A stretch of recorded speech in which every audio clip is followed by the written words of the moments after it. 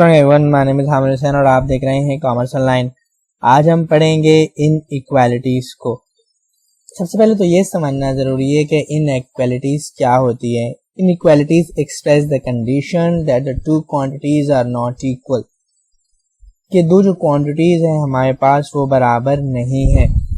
इसका मतलब ये है कि जो भी ये क्वेश्चन आएगा उसमें या तो ग्रेटर देन या लेस देन का मार्क होगा।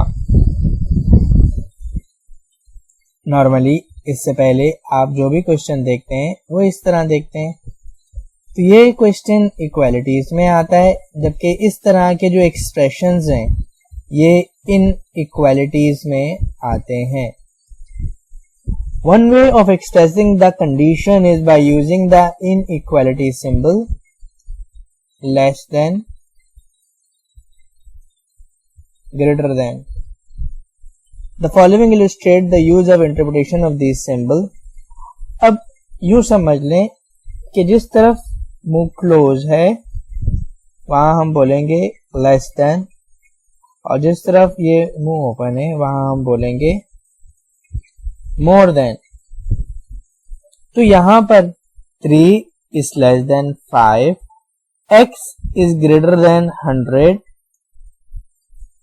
अब यहां जरा गौर करें, मैं अगर इसको मिटा दूं तो क्या हो जाएगा? आप बोलेंगे 0 is less than y, या इसको मैं इस तरह कह सकता हूं y is greater than 0, y is greater than 0. तो ये रहा y is greater than 0. अब मैं दूसरा जो पार्ट है उसको मिटा देता हूं, तो आप किस तरह पढ़ेंगे इसे? ये मैंने मिटा दिया, मिसाल के तौर पर ये मैंने मिटा दिया, तो आप क्या पढ़ेंगे? y less than 10.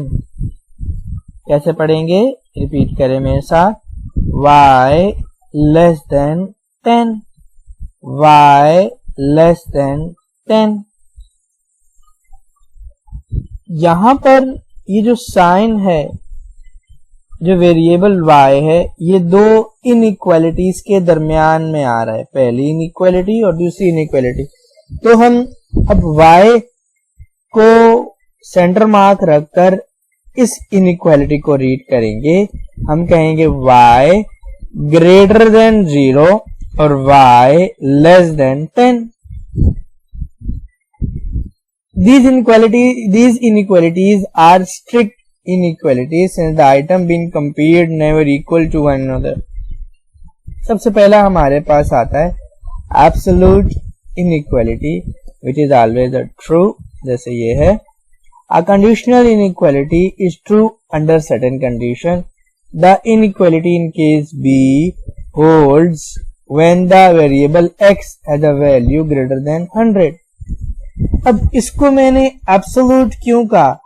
इसको मैंने एब्सोल्यूट इनइक्वालिटी इसलिए कहा है कि देखो 3 लेस देन 5 है, ये यकीनी बात है क्योंकि 3 छोटा है किससे? 5 से। x ग्रेटर देन 100 है, ये हमारी कंडीशनल इनइक्वालिटी है। ये इसी वक्त ही ठीक होगी जब x जगह मैं रख दूं 101, आप बोलेंगे 101 ग्रेटर देन 100। जब मैं x जगह रख दूं 102, आप बोलोगे 102 ग्रेटर देन 100। लेकिन अगर मैं रख दूं 99 तो ग्रेटर देन 100 99 नहीं होता, लिहाजा ये इनइक्वालिटी गलत है। तो जहां पर कोई वेरिएबल आ रहा हो आपके पास, ये कंडीशनल इनइक्वालिटी कहलाएगी। और थर्ड हमारे पास है डबल इनइक्वालिटी। डबल इनइक्वालिटी क्या होती है? जिसमें हमारे पास एक टर्म होती है और दो वैल्यूज के साथ हम उसको डिफाइन कर रहे होते हैं, बता रहे होते हैं।